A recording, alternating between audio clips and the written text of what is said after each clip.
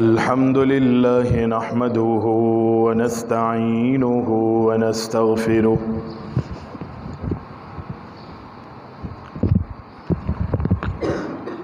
ونؤمن به ونتوكل عليه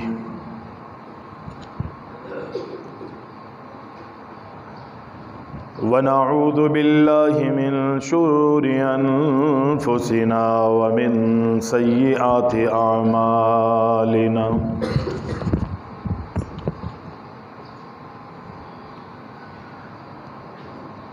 من يهده الله فلا مضل له ومن يضلله فلا هادي له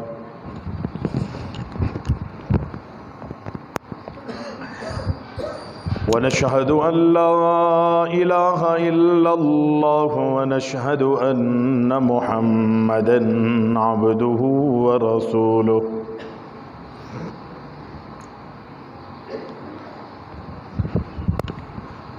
أما بعد فإن خير الحديث كتاب الله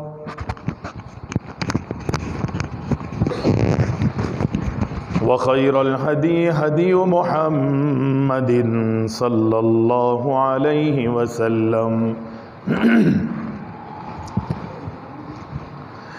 وشر الأمور محدثاتها وكل محدثة بدعة وكل بدعة ضلالة وكل ضلالة في النار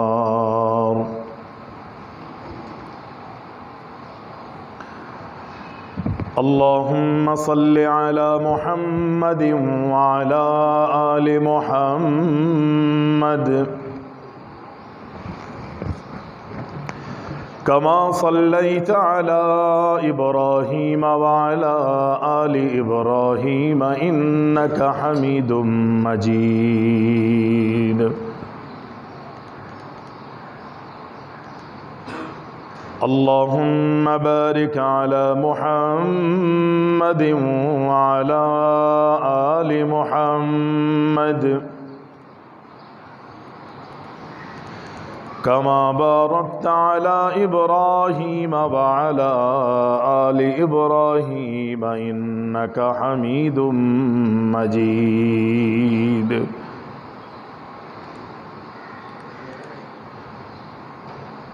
اللهم بارك على محمد وعلى آل محمد كما باركت على إبراهيم وعلى آل إبراهيم إنك حميد مجيد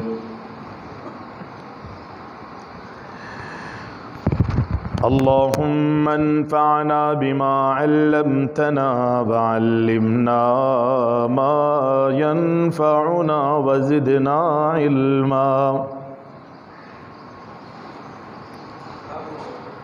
سبحانك لا علم لنا إلا ما علمتنا إنك أنت العليم الحكيم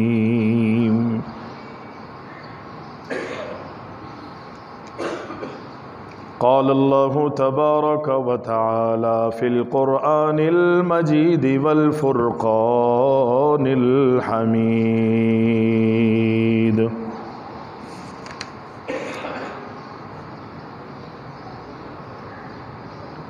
فأعوذ بالله السميع العليم من الشيطان الرجيم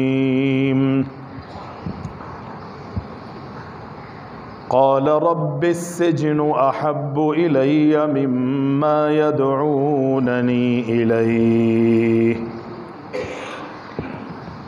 وإلا تصرف عني كيدهن أصب إليهن وأكن من الجاهلين فاستجاب له ربه فصرف عنه كيدهن إنه هو السميع العليم.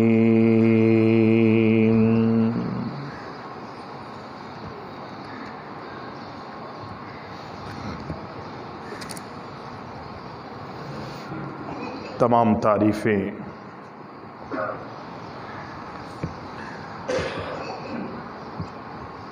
ہر قسم کی حمد و ثنا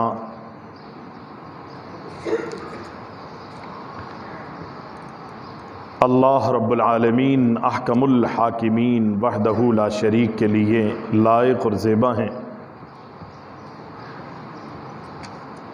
جو ہمارا خالق ہے، ہمارا مالک ہے، ہمارا رازق ہے، حاجت روا، مشکل کشا ہے۔ صلاۃ و سلام ہو، درود و سلام ہو ہمارے پیارے نبی اکرم الاولین والآخرین شافع المذنبین جناب محمد الرسول اللہ صلی اللہ علیہ وسلم کی ذات گرامی پر۔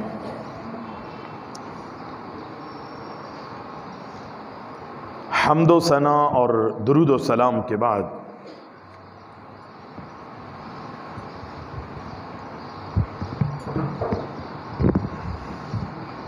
قرآن مجید کی آیت ان الذین یحبون ان تشیع الفاحشۃ فی الذین آمنوا لهم عذاب علیم فی الدنیا والآخرہ واللہ یعلم وانتم لا تعلمون۔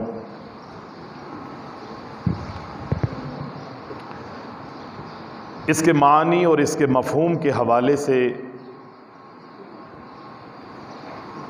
گفتگو ہو رہی تھی۔ وہ لوگ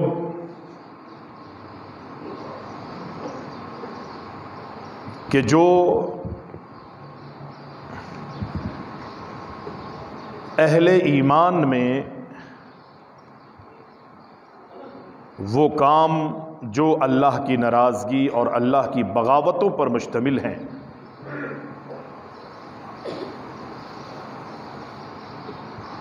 یعنی فحش کاموں کو اہل ایمان میں عام کرنے کی کوششیں کرتے ہیں، اللہ تعالیٰ نے ایسے لوگوں کے لیے لہم عذاب علیم فی الدنیا والآخرہ، دنیا میں بھی اللہ نے ایسے لوگوں کے لیے اپنی پکڑ، اپنے عذاب تیار کیے ہیں، اور آخرت میں تو بڑا بھیانک اور دردناک ان کا انجام ہوگا۔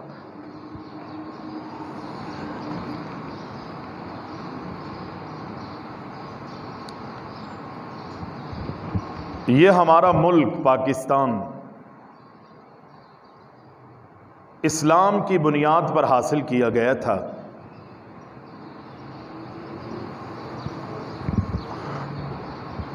اللہ کے رسول صلی اللہ علیہ وسلم اور اللہ کے نبی سے قبل اگر ہم انبیاء کی سیرتوں کا مطالعہ کریں، حالات کا جائزہ لیں، قرآن پڑھیں، احادیث کا مطالعہ کریں، تو انبیاء علیہم الصلاۃ والتسلیم کا یہ انداز رہا، اور ہمارے پیارے نبی صلی اللہ علیہ وسلم کا بھی یہی انداز تھا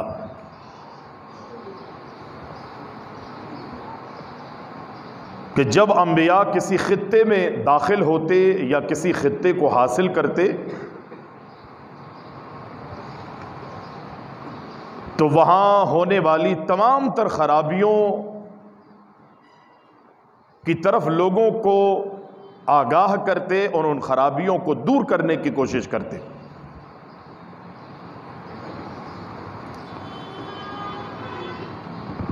اس میں کوئی شک نہیں کہ اللہ کی توحید، الوہیت اور ربوبیت کو نہ ماننے والوں پر دنیا میں اللہ نے عذاب بھیجا ہے۔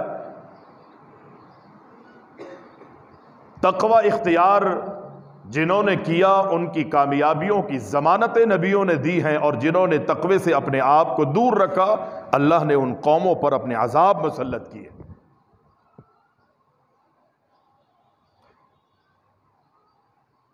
یعنی تقوی کا معنی یہی ہے کہ اپنے آپ کو ان کاموں سے بچائیں، ان کاموں سے روکیں، ان کاموں سے اپنے آپ کو دور رکھیں کہ جو اللہ کی ناراضگی اور اس کی بغاوت پر مشتمل کام۔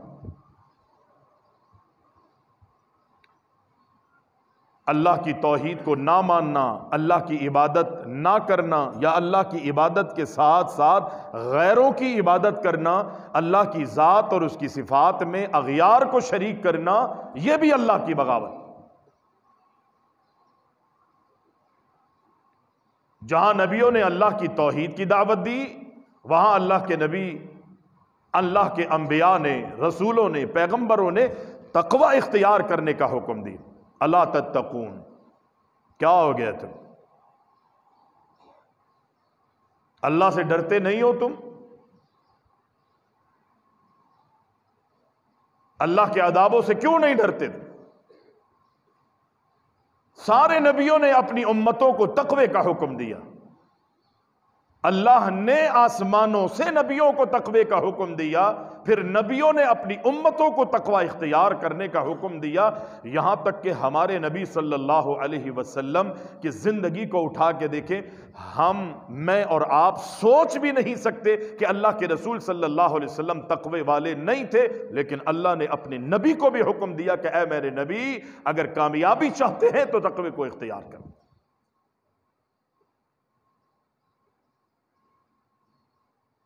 پھر انبیاء نے بھی، ہمارے نبی صلی اللہ علیہ وسلم نے بھی اپنی امت کو یہی دعوت دی، یہاں تک کہ اللہ نے بیویوں کو، نبی کی بیویوں کو، ازواج مطہرات کو حکم دیا واتقین اللہ۔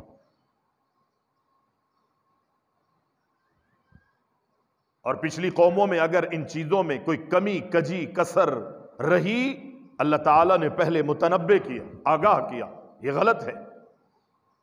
انبیاء بتاتے رہے، سمجھاتے رہے، اصولوں سے آگاہ کرتے رہے۔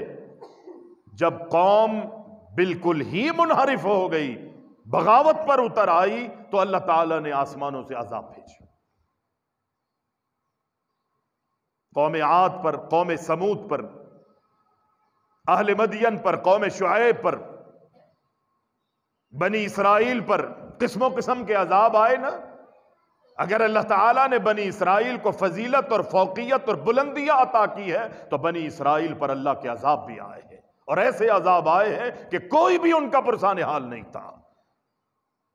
لیکن فرق یہ تھا کہ جن کے بارے میں انعام و اکرام، فضیلتیں بیان کی ہیں، وہ اللہ اور اس کے رسول کو ماننے والے تھے، عملی نمونہ پیش کرنے والے تھے، اور جنہوں نے نافرمانیاں کی ہیں اللہ نے ان کو عبرت کا نشان بنا دیا۔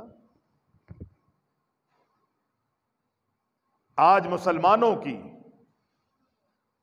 مسلمانوں کی وہ جو پچھلی قوموں میں اللہ کی ناراضگی اور اللہ کی بغاوتوں پر مشتمل ساری قوموں میں خصلتیں اور عادتیں تھیں، آج امت محمدیہ کے اندر وہ ساری چیزیں یکجا ہو چکی ہے، اکٹھی ہو گئی۔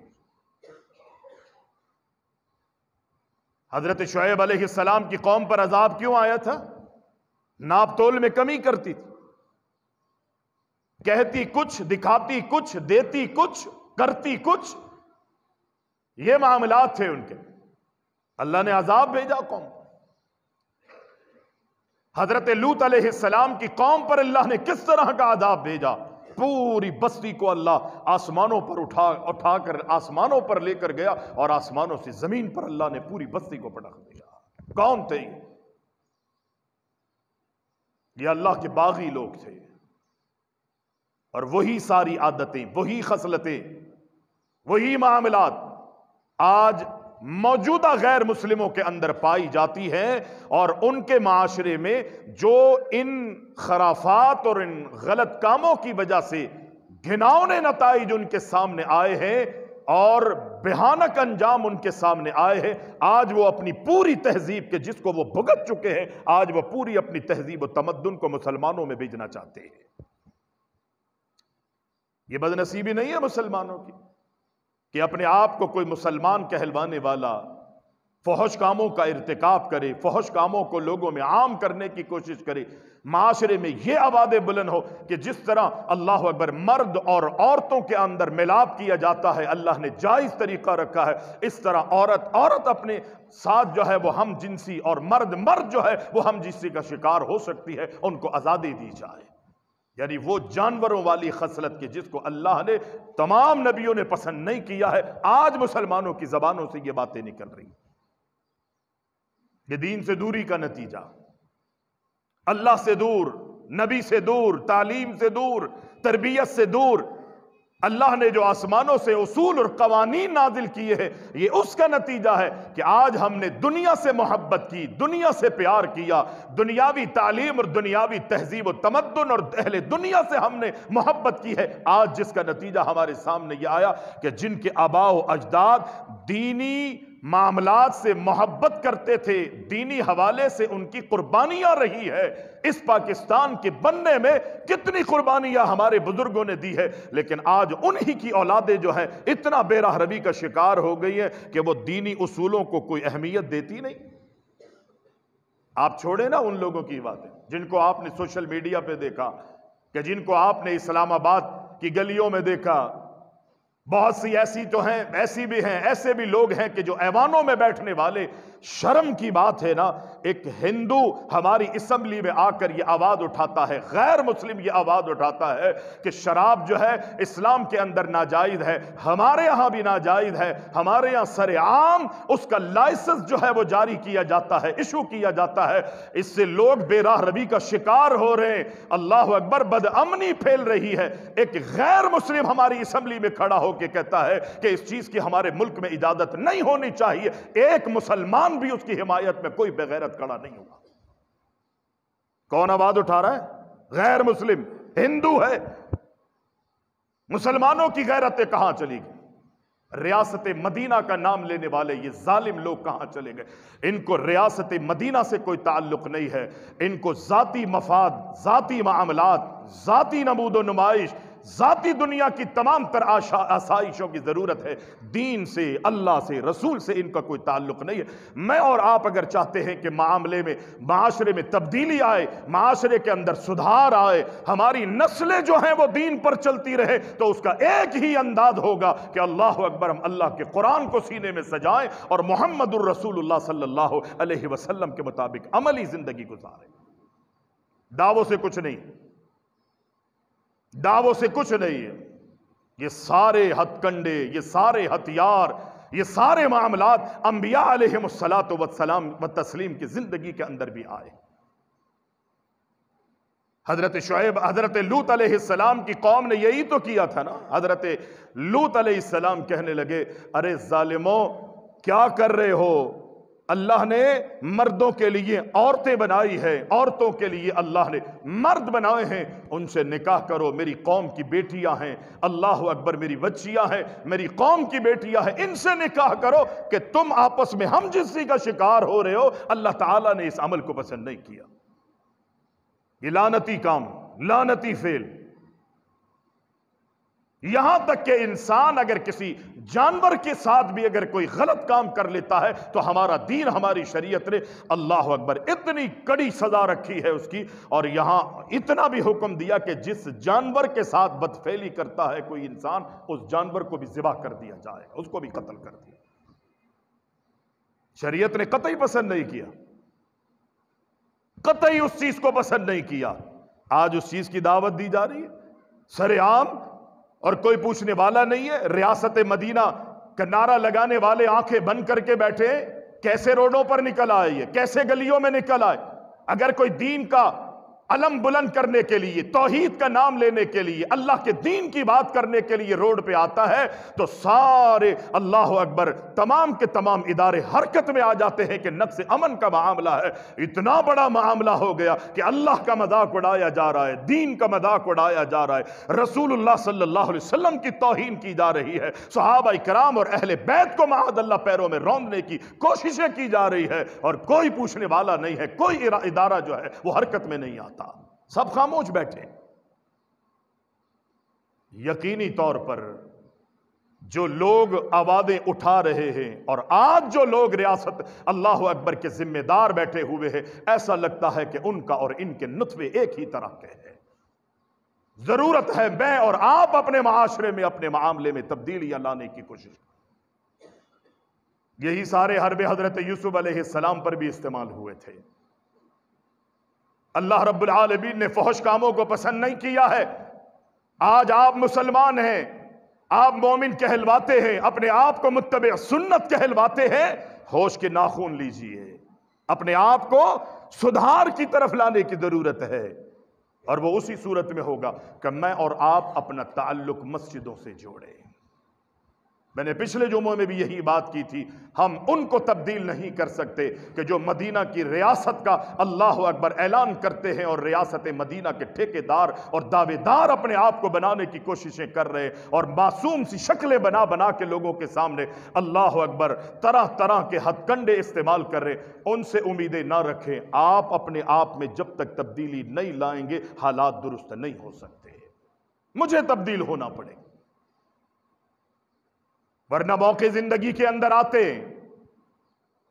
دنیا کے بارے میں رب العالمین فرماتا ہے وَمَا الْحَيَاةُ الدُّنْيَا إِلَّا مَتَاعُ الْغُرُورِ، دنیا کی چمک، دنیا کی دمک بنانے والا بھی رب العالمین ہے، لیکن اللہ نے فرمایا یاد رکھو یہ دنیا ایک دھوکہ ہے، اصل زندگی، ہمیشہ کی زندگی اگر کوئی ہے تو وَالْآخِرَةُ خَيْرٌ وَأَبْقَىٰ، آخرت کی زندگی، اصل زندگی۔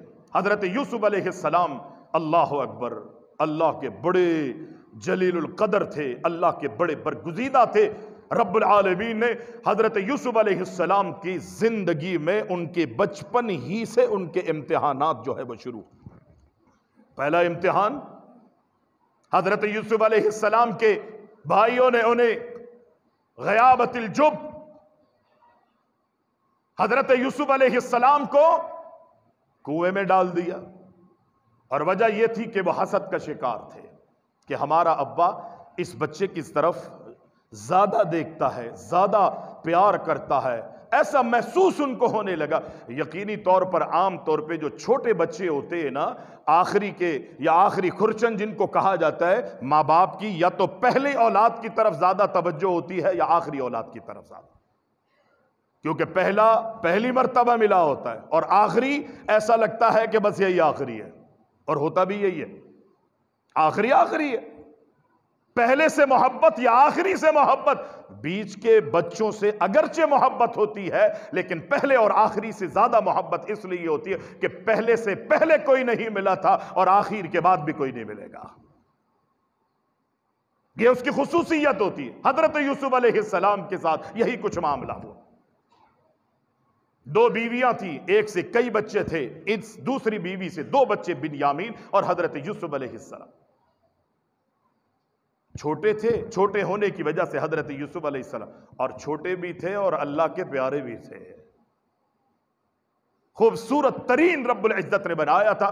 مسلم کی روایت کے مطابق مشہور کہ اللہ نے دنیا کا آدھا حسن اللہ کے نبی حضرت یوسف علیہ السلام کو عطا فرمایا تھا۔ اگرچہ ہمارے نبی حسن میں، جمال میں، کمال میں اللہ نے وہ مقام محمد الرسول اللہ صلی اللہ علیہ وسلم کو عطا کیا ہر اعتبار سے جو پوری کائنات میں رب العزت نے کسی کو نہیں دیا تھا، لیکن حضرت یوسف کو بھی ملا ہے نا۔ حضرت یوسف کو کنویں میں ڈال دیا، قافلہ آتا ہے، حضرت یوسف کو اٹھا کے لے گیا، بازاروں میں بکتے بکاتے جناب عزیز مصر خرید لیتا ہے، وقت کا بادشاہ ہے، اس کا وزیر عزیز مصر ہے، وہ ان کو خرید کے محل میں لے جاتا۔ حضرت یوسف علیہ السلام کا پورا کچھ مختصراً واقعہ ابھی سے قبل کہ جب وہ عزیز مصر کے محل میں گئے، اس سے قبل کا واقعہ آپ گزشتہ جمعوں میں سن چکے۔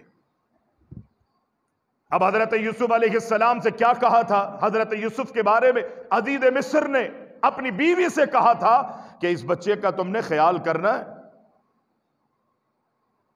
بہت زیادہ خیال کرنا ہے، وقال الذي اشتراه من مصر لامرأته أكرمي مثواه عسى أن ينفعنا أو نتخذه ولدا وكذلك مكنا ليوسف في الأرض ولنعلمه من تأويل الأحاديث والله غالب على أمره ولكن أكثر الناس لا يعلمون۔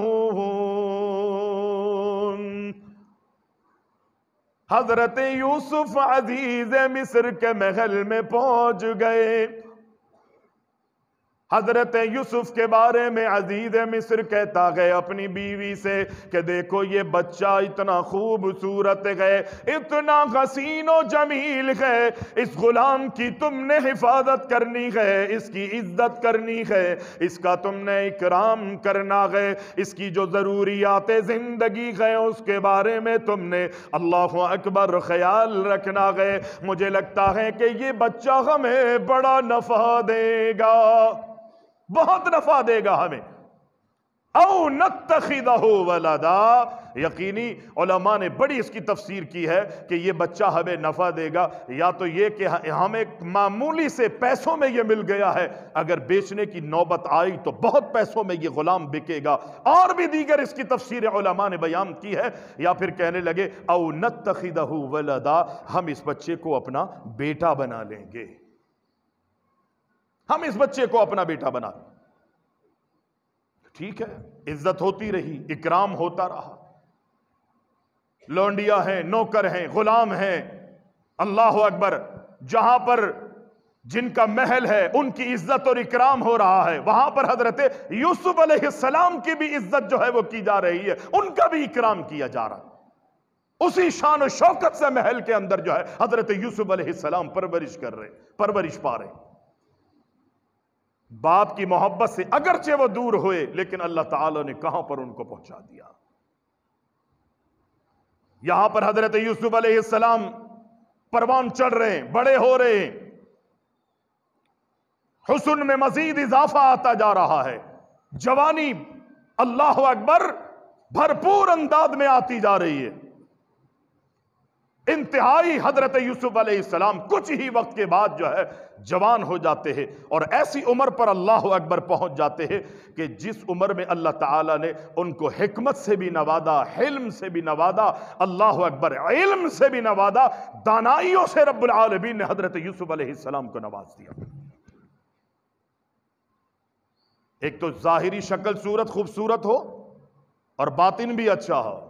بہت سے لوگ خوبصورت ہوتے ہیں لیکن زبان کے اچھے نہیں ہوتے، شکل کے اچھے ہیں، رنگ و روپ کے اچھے ہیں، بظاہر بہت اچھا لگتا ہے کہ بڑا خوبصورت انسان ہے، لیکن جب وہ گفتگو کرتا ہے تو لوگ کہتے ہیں اس کی ایسی کی تیسی، ستیہ ناس ہو جائے اس کا، کہتے نہیں کہتے؟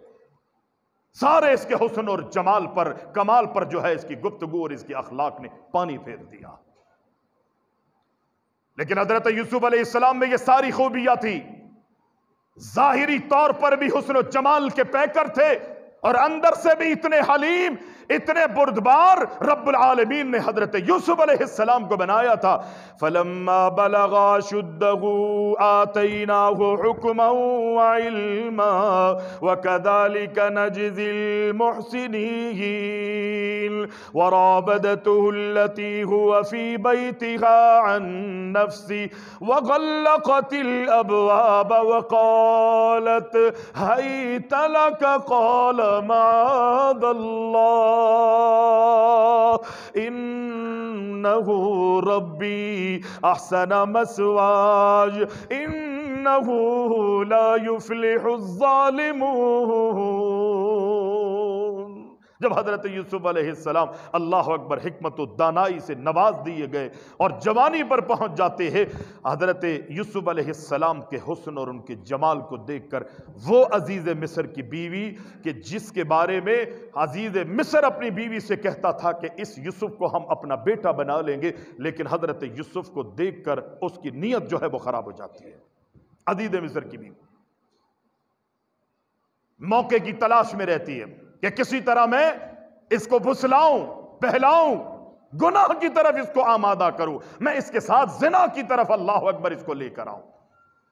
ایک موقع ملا اس کو، حضرت یوسف علیہ السلام اندر کمرے میں موجود تھے، گھر ہے، آنا جانا سب جگہ چل رہا ہے۔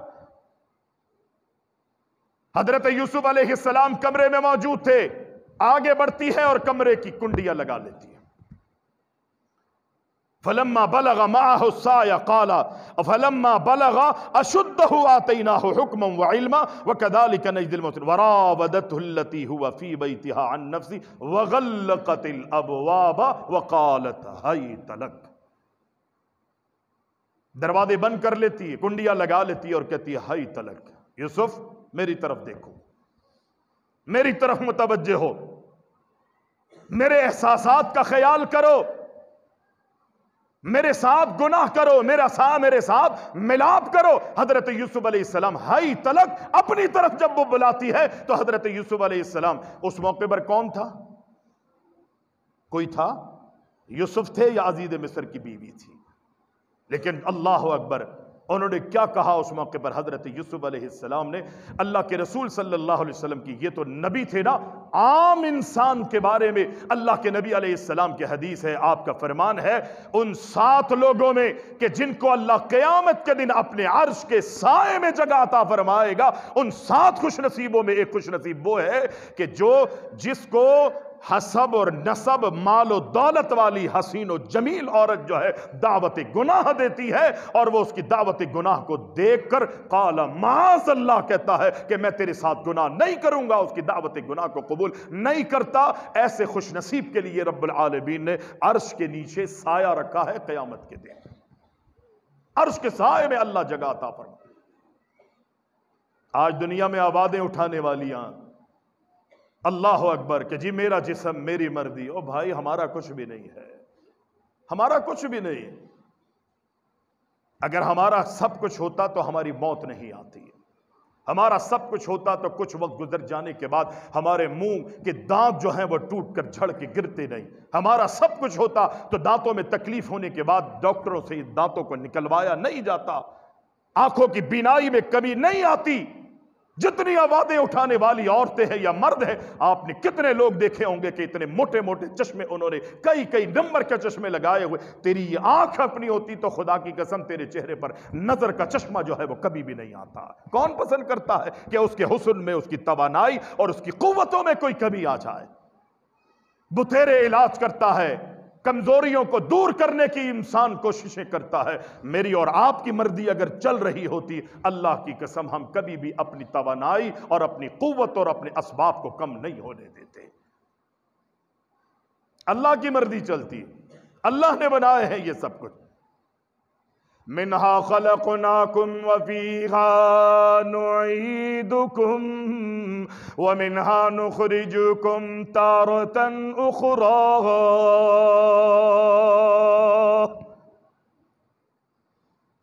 اگرچہ فرشتے نوری ہیں، اللہ نے جنات کو آگ سے بنایا گئے، لیکن رب العالمین قرآن میں کہتا ہے انسانوں کو میں نے مٹی سے بنایا گئے۔ منہا خلقناکم وفیہا نعیدکم ومنہا نخرجکم تارۃ اخری۔ انسان کو رب نے مٹی سے بنایا گئے، ایک دن آئے گا جس کی مرضی سے تو بنایا گیا، جس کی مرضی سے تجھے پیدا کیا گیا، جس کی مرضی سے اللہ جس کی مرضی سے تو عدم سے وجود میں آیا ہے۔ وفیہا نعیدکم، اسی کی مرضی سے اللہ اکبر اسی مٹی میں تجھے دوبارہ بھیج دیا جائے گا۔ اللہ کہہ رہا ہے قرآن، میری مرضی ہوتی نا تو کبھی بھی مجھے اور آپ کو قبر میں دفنایا نہیں جاتا، کبھی بھی مٹی میں مجھے اور آپ کو ملایا نہیں جاتا۔ رب کہتا ہے میں نے تجھے اس مٹی سے بنایا ہے، یہ میری مرضی تھی اور میری مرضی ہوگی، تو باوجود اس کے کہ کوشش کرے گا، ہزاروں لاکھوں کروڑوں روپے تیری صحت کے لیے اور تیری زندگی کے لیے تجھے بچانے کے لیے لگا دیے جائیں گے، تیری مرضی نہیں ہوگی، اللہ اکبر، رب کی مرضی ہوگی۔ اللہ اکبر، جب اجل آئے گا اس میں ایک لمحے کی بھی تاخیر نہیں کی جائے گی، وَلَن يُؤَخِّرَ اللَّهُ نَفْسًا إِذَا جَاءَ أَجَلُهَا، رب کہتا ہے ایک لمحے کی تاخیر نہیں ہوگی۔ اللہ کہتا ہے اسی مٹی میں لوٹائیں گے ہم تمہیں، پھر قیامت کے دن اسی مٹی سے دوبارہ تمہیں کھڑا کریں گے۔ پہلی مرتبہ اللہ نے پیدا کیا ہے، بنایا ہے، ترتیب دی ہے، تمہیں بنایا ہے، سوارا ہے، سجایا ہے۔ رب کہتا ہے جب پہلی مرتبہ میں نے بنایا، عدم سے وجود میں تمہیں لایا ہوں، تو دوسری مرتبہ اس مٹی سے کھڑا کرنا تو پہلی مرتبہ کے مقابلے پہ آسان ہے۔ اللہ کی عدالت میں کیا منہ دکھاؤ گے؟ آج تم نے اس کے لیے تیاری کرنی۔ فَلَمَّا بَلَغَا شُدَّهُ آتَيْنَاهُ حُكْمًا وَعِلْمًا، حضرت یوسف علیہ السلام کو دعوت گناہ دیتی گئے، دروازے بند کر دیے، کنڈیاں لگا دی اور کہتی ہے ہائی تلک۔ حضرت یوسف کہتے ہیں قَالَ مَعَاذَ اللَّهِ، میں اپنے آپ کو اللہ کی پناہ میں دیتا ہوں، اور کیا کہتے ہیں إِنَّهُ رَبِّي أَحْسَنَ مسواج، میں احسان فراموشی نہیں کر سکتا۔ آج دنیا کے اندر کوئی کسی کا سہارا بن جائے نا، کسی کو کوئی سہارا دینے کی کوششیں کرے، اللہ اکبر، میں اور آپ آج کے مسلمان کی کیفیت یہ ہے کہ وہ اپنے مالک کو ہی نقصان پہنچانے کی کوششیں کرتا ہے۔ جنہوں نے احسان مجھ پر اور آپ پر کیے ہیں، نوکریاں اور ملازمتیں اللہ اکبر مجھے اور آپ کو دی ہے، میں ان کی ملازمت کرتے ہوئے، نوکری کرتے ہوئے میں اپنے مفاد کو دیکھتا ہوں۔ جنہوں نے مجھے نوکریاں ملازمتیں دی ہے، کام دیا ہے، میں اور آپ ان کے مفاد کو نہیں دیکھ رہے ہوتے۔ کہیں سے کوئی سہولتیں مل جائیں، ہمیں شکر ادا کرنا چاہیے۔ اللہ کے رسول فرماتے جو دنیا والوں کا شکر ادا نہیں کرتا وہ اللہ کا بھی شکر ادا نہیں کر سکتا، وہ اللہ کا بھی شکر ادا نہیں کرے گا۔ کیوں؟ لیکن اس کا یہ بھی مقصد نہیں ہے کہ جو کوئی کسی کے ساتھ نیکی کرے تو وہ ڈنڈورا ہی پیٹتا رہے کہ جی میں نے فلاں موقع پر اس کے ساتھ یہ کیا، فلاں موقع پر میں نے اس کے ساتھ یہ نیکی کی ہے، یہ تو بھوکا تھا میں نے اس کو کھلایا ہے، پہننے کے لیے ظالموں کے پاس کپڑے نہیں تھے میں نے دیا۔ او بھائی تو نے کہاں سے دیا ہے؟ رب نے تجھے دیا تھا، یہ رب کی تقسیم ہے۔ رب تجھے بھی نہ دیتا تو خدا کی قسم تو بھی لوگوں کے سامنے بھیک مانگ رہا ہوتا، اس کا شکر ادا کر۔ نبی علیہ السلام فرماتے تین قسم کے لوگ ایسے ہیں کہ قیامت کے دن ثلاثۃ لا یکلمہم اللہ یوم القیامہ ولا ینظر الیہم، اللہ اکبر، قیامت کے دن تین قسم کے لوگ ایسے ہوں گے کہ اللہ ان سے کلام کرنا تو دور کی بات ہے، اللہ انہیں نظر رحمت بھی ان پر نہیں ڈالے گا، نظر رحمت بھی اللہ ان پہ نہیں ڈالے گا۔ ان تینوں میں سے ایک وہ ہے کہ جو لوگوں کے ساتھ نیکیاں تو کرتا ہے، احسان تو کرتا ہے، لیکن نیکیاں کر کے ان کو جتلاتا ہے، تکلیفیں دیتا ہے، ایذا دیتا ہے، بار بار ان کو جتلاتا ہے میں نے تیرے فلاں وقت یہ کام کیا تھا۔ پھر اس کا نتیجہ یہ آتا ہے کہ جن کے ساتھ نیکیاں کی تھی ہونا تو یہ چاہیے تھا کہ وہ اللہ اکبر میرا اور آپ کا شکر ادا کرتے، وہ آپ کی اور میرے دشمن بن جاتے ہیں، اور اس کے اندر غلط انداز میرا ہی ہوتا ہے کہ جس کے نتیجے میں غلط نتائج جو ہے وہ میرے سامنے آ رہے ہو۔ نیکی کی ہے، اللہ کے لیے کی ہے، بھول جا، اللہ نے جمع کر لی ہے وہ تیری نیکی، لکھ دیا گیا ہے، قیامت کے دن اللہ تجھے اس کا اجر عطا فرمائے گا۔ آج دنیا میں اگر تو اس کو تکلیفیں دے گا کہ میں نے تیرے ساتھ فلاں کام کیا، یہ کیا، فلاں موقع پر تیرے میں یہ کام آیا، یہ ساری چیزیں تیری اپنی پریشانی کا سبب بنیں گی۔ اگر تو چاہتا ہے کہ دنیا میں بھی تیری عزت ہو اور آخرت میں بھی تیری عزت ہو تو نیکی کر کے بھول جا، نیکی کر کے بھول جا، اس طرح ہو جا کہ جیسے تو نے کچھ کسی کے ساتھ کیا ہی نہیں ہے۔ حضرت یوسف علیہ السلام کیا کہتے ہیں؟ انہو ربی احسن مسواج قال معاذ اللہ، میں اپنے آپ کو اللہ کی پناہ میں دیتا ہوں، انہو ربی احسن مسواج، یہ اللہ نے مجھے بہترین ٹھکانہ عطا فرمایا تھا۔ اللہ اکبر،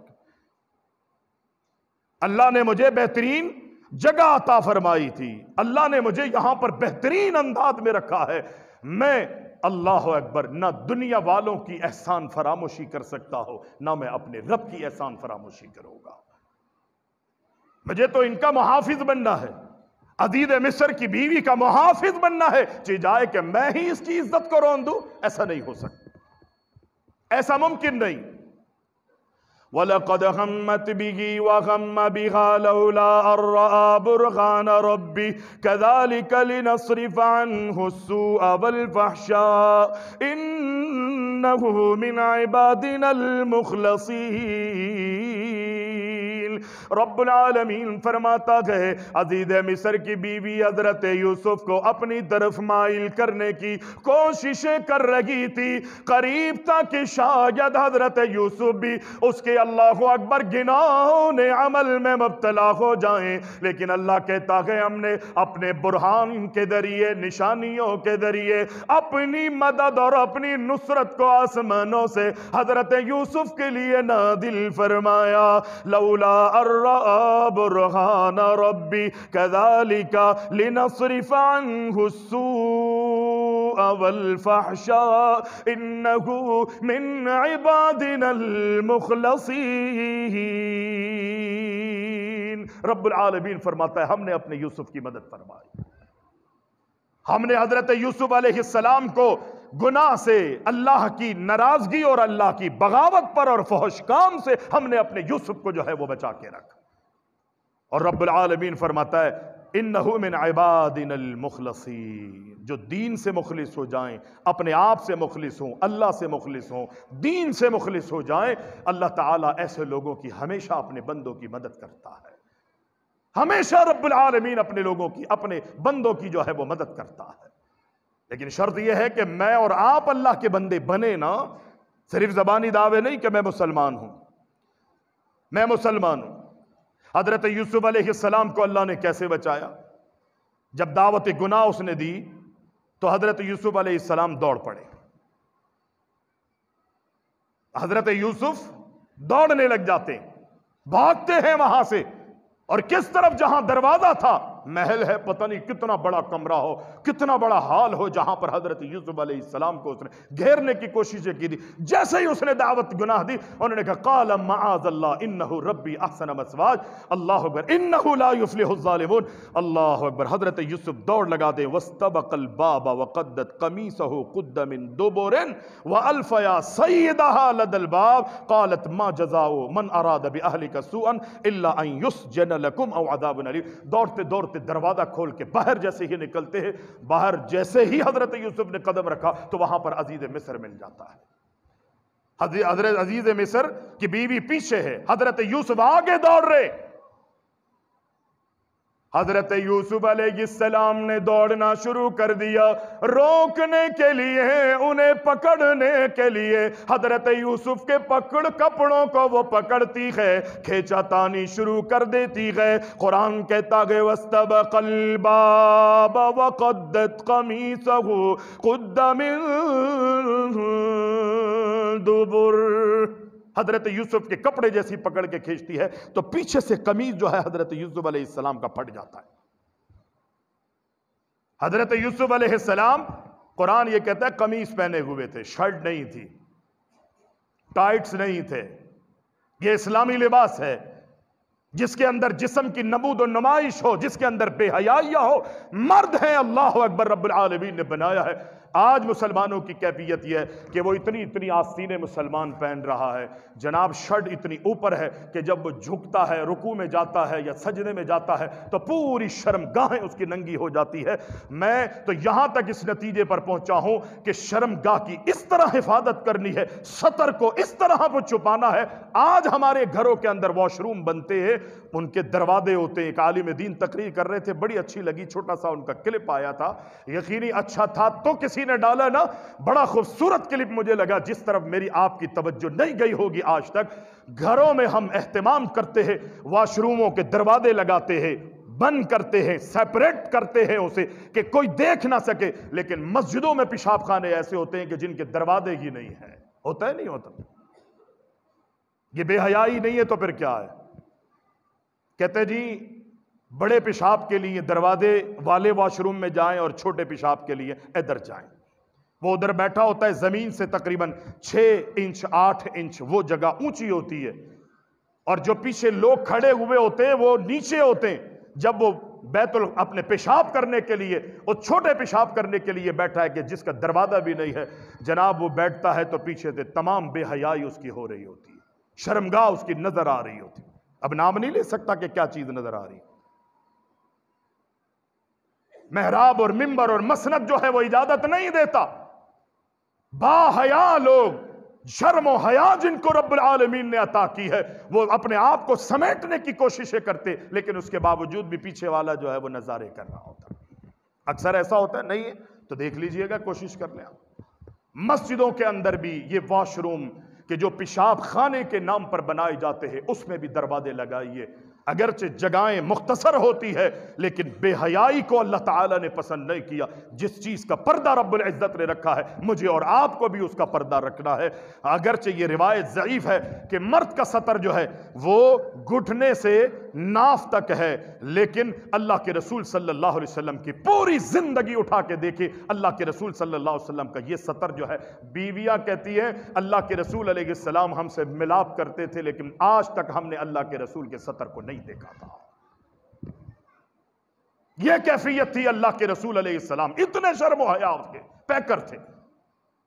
یہودیوں نے کہا اللہ کے رسول کے بارے میں، پیارے پیغمبر علیہ السلام اتنے شرم و حیا والے تھے، جب بھی کھلی جگہ پر میدانوں میں پیشاب یا قضائے حاجت کے لیے اللہ کے رسول تشریف لے جاتے تو اللہ کے نبی کنارہ تلاش کرتے، تنہائی کی طرف چلے جاتے، خلوت کی طرف چلے جاتے. اللہ کے نبی کائنات کے امام علیہ السلام کی ایک حدیث ہے، آپ کا معجزہ بھی گئے، اللہ کے رسول قضائے حاجت کے لیے خلوت میں جانا چاہتے تھے، پردے کی جگہ نہیں تھی. اللہ کے رسول نے درخت کو ایسے پکڑا، اس کی ٹہنیوں کو اور آڑ بنا لیا.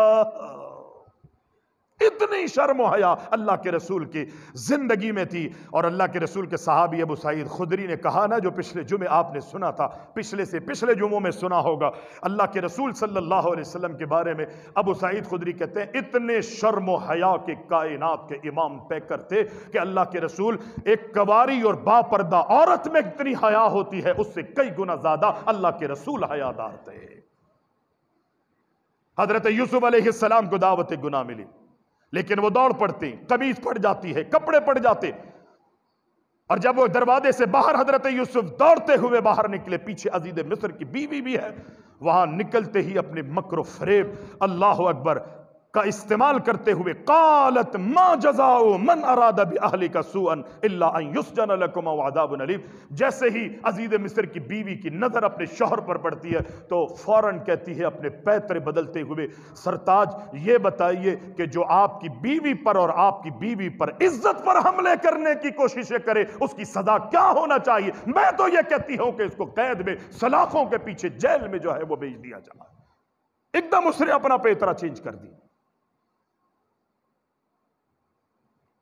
من اراد باہلک سوءا الا ان یسجن لکم او عذاب علیم. میرا تو ارادہ یہ ہے کہ اس کو قید میں ڈال دیا. قال هي راودتني عن نفسي وشهد شاهد من أهلها إن كان قميصه قد من قبل فصدقت وهو من الكاذبين وإن كان قميصه قد من دبر فكذبت وهو من الصادقين. ابھی یہ معاملہ چل رہا تھا، عزیز مصر کی بیوی حضرت یوسف علیہ السلام پر الزام لگا رہی تھی، حالانکہ حضرت یوسف تو وہ ہے جو کہہ رہے قال معاذ اللہ، میں تیرے سے گناہ نہیں کرتا، تیری دعوت گناہ کو قبول نہیں کر سکتا، میں اپنے آپ کو اللہ کی پناہ میں دیتا ہوں. اس یوسف پر الزام لگاتی ہے، پیترے بدل کر حضرت یوسف علیہ السلام کو قید میں، جیل میں سلاخوں کے پیچھے بھیجنے کی کوششیں کر رہی ہے۔ اللہ اکبر۔ محل میں سے ہی ایک دانا انسان آتا ہے، وہ کہتا ہے چیک کرو اگر یوسف کی قمیض آگے سے پھٹی ہوئی ہے تو یوسف قصوروار ہے، اگر یوسف کی قمیض پیچھے سے پھٹی ہے تو پھر کون قصوروار ہے؟ جب کوئی انسان کسی غلط کام کے ارادے سے جھپٹتا ہے، سامنے والی گناہ کا ارادہ نہ رکھتی ہو، تو وہ چھینم چھانی میں ایک دوسرے کو جھپٹنے میں آگے سے کپڑے پھٹیں گے، اور جب کوئی اپنی عزت بچا کے بھاگنا چاہے گا تو عزت لوٹنے والا پیچھے سے حملہ کرے گا، اس کی قمیض پیچھے سے بٹے گی۔ وَشَهِدَ شَاهِدٌ مِّنْ أَهْلِهَا۔ اس دانا انسان نے کہا اے عزیز مصر، میں آپ سے کہتا ہوں کہ یوسف کے کپڑے بھی پھٹے ہوئے، چیک کرو اگر آگے سے پھٹے ہیں تو خدا کی قسم یوسف قصوروار ہے، پیچھے سے پھٹے ہیں تو تمہاری بیوی مجرم ہے۔ دیکھا گیا تو یوسف کے پیچھے سے قمیض پھٹی ہوئی، پیچھے سے قمیض پھٹی ہوئی۔ عزیز مصر یہ ساری کیفیت دیکھتا ہے۔ وَإِن كَانَ قَمِيصُهُ قُدَّ مِن دُبُرٍ فَكَذَبَتْ وَهُوَ مِنَ الصَّادِقِينَ فَلَمَّا رَأَىٰ قَمِيصَهُ قُدَّ مِن دُبُرٍ قَالَ إِنَّهُ مِن كَيْدِكُنَّ إِنَّ كَيْدَكُنَّ عَظِيمٌ۔ حضرت یوسف علیہ السلام جب دیکھا عزیز مصر نے کہ قمیض پیچھے سے پھٹی ہوئی ہے تو پھر فوراً عزیز مصر جو ہے وہ سمجھ گیا کہ یوسف کی غلطی نہیں ہے، میری بیوی جو ہے اس کو گناہ کی طرف آمادہ کر رہی تھی، اور اسی وقت اسی موقع پر کہتی ہے کہ تم ظالموں، باز نہیں آتی تم لوگ، تمہارا مکر و فریب بہت بڑا ہے۔ یوسف اعرض عن ھذا، کیونکہ باعزت انسان تھا، عزیز مصر تھا، لوگوں میں عزت اور شہرت تھی، توتی اس کی بولتی تھی، اپنی عزت کو چھپانے کے لیے اپنی بیوی کو بھی اس تنہائی میں ڈانٹتا ہے عزیز مصر، اور یوسف علیہ السلام سے عرض کرتا ہے بیٹا یوسف اعرض عن ھذا، اے یوسف میں تجھ سے گزارش کرتا ہوں آنکھیں بند کر لے، اس بات کی کسی کو خبر نہیں ہونی چاہیے۔ یوسف اعرض عن ھذا، یوسف درگزر کر جا، میں تیری منتیں کرتا ہوں۔ اگر یہ بات لوگوں میں پہنچ گئی تو بڑا مسئلہ بن جائے، لیکن بات تو نکل چکی تھی۔ کہتے ہیں لوگ جھوٹی محبت میں اندھے ہو جاتے ہیں، سچی محبت میں نہیں ہوتے۔ جن کے دلوں میں اللہ کا خوف ہوتا ہے نا، وہ اندھے نہیں ہوتے۔ دنیا کی حوث انسان کو دنیا کی محبت کے لیے اندھا کر دیتی ہے۔ عزیز مصر کی بیوی اندھی ہو چکی تھی، بات پھیلتے پھیلتے لوگوں میں چلی گئی، اس کی سہیلیوں میں چلی گئی، عورتوں میں بات پہنچ جاتی ہے۔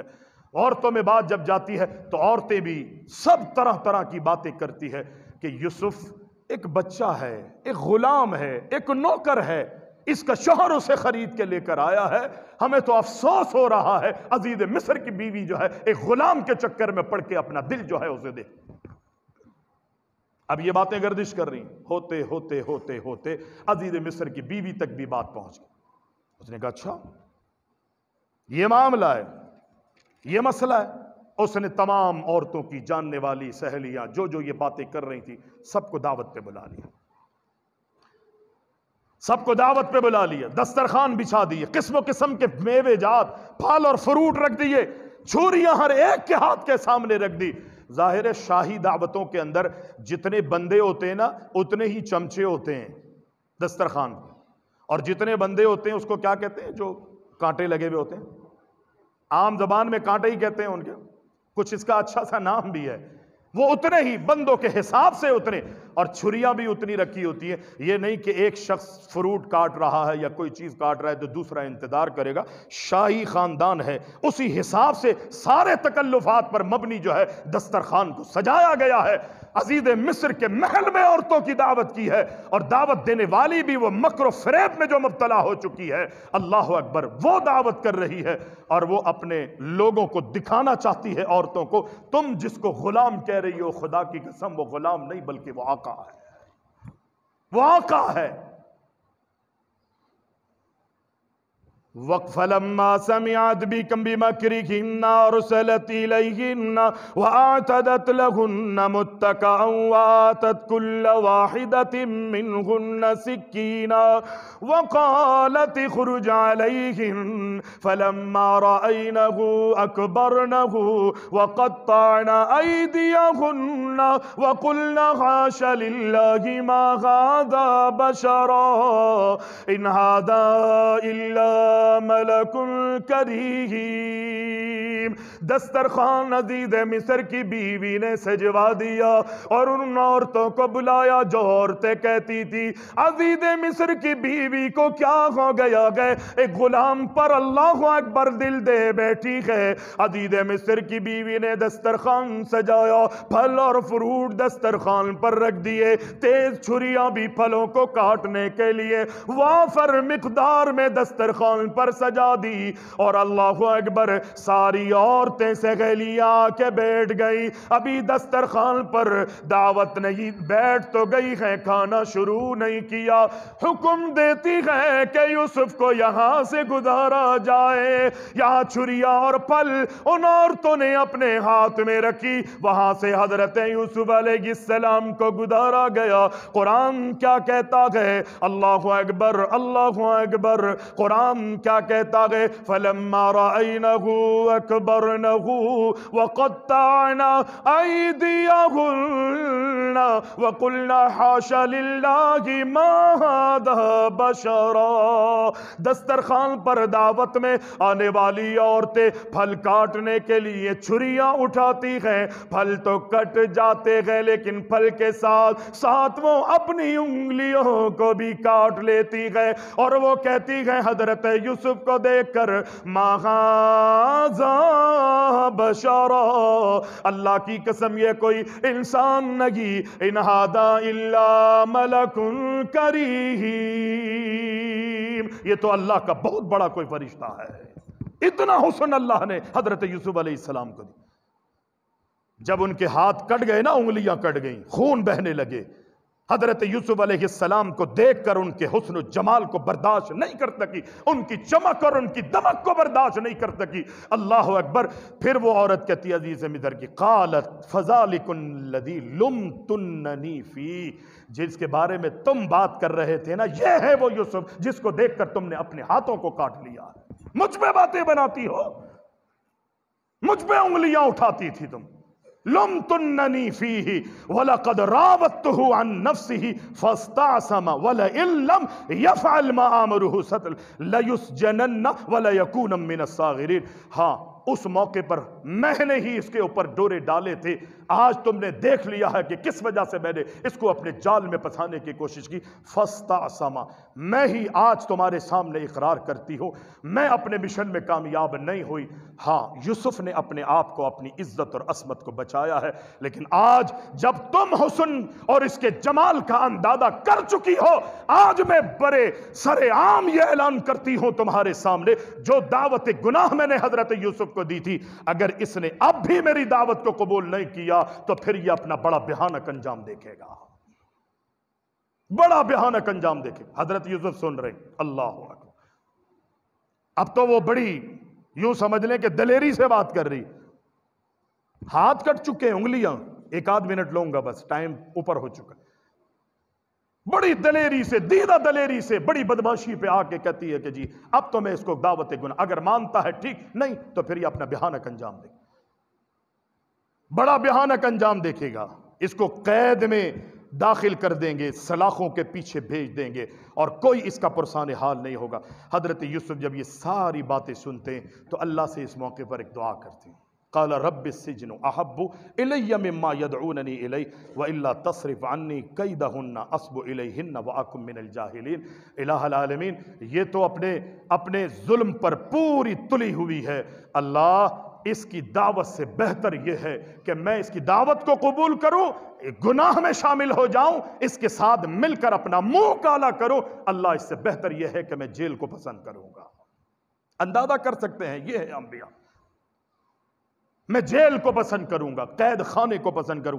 رب کہتا ہے جب حضرت یوسف نے دعا کی تو فاستجاب له ربه فصرف عنه کیدہن انہ هو السمیع العلیم۔ حضرت یوسف علیہ السلام کے بارے میں فیصلہ یہ کیا گیا کہ ان کو جیل میں بھیج دیا جائے، اور وہ خود گئے۔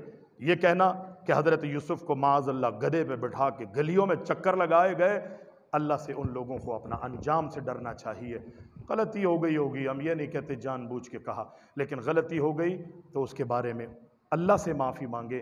وہ لوگ کہ جنہوں نے کہا حضرت یوسف کو گدھے پہ بٹھایا، منہ کالا کرا، گلیوں میں گھمایا، ذلیل کیا گیا، نہیں، ایسا کچھ نہیں تھا۔ حضرت یوسف علیہ السلام کو جیل میں جو بھیجا گیا ہے وہ بطور سزا نہیں بھیجا، بلکہ حضرت یوسف اپنی مرضی سے جیل میں گئے تھے۔ اللہ سے دعا کی تھی کہ اللہ مجھے اس فحش کام سے، زنا سے بچا لے، میں جیل کو، قید خانے کو پسند کرتا ہوں لیکن تیری بغاوت کو پسند نہیں کرتا۔ اللہ ہم سب کی حفاظت فرمائے۔ اقول قولی ھذا استغفر فی الدنیا حسنہ الحمدللہ نحمدہ ونستعینہ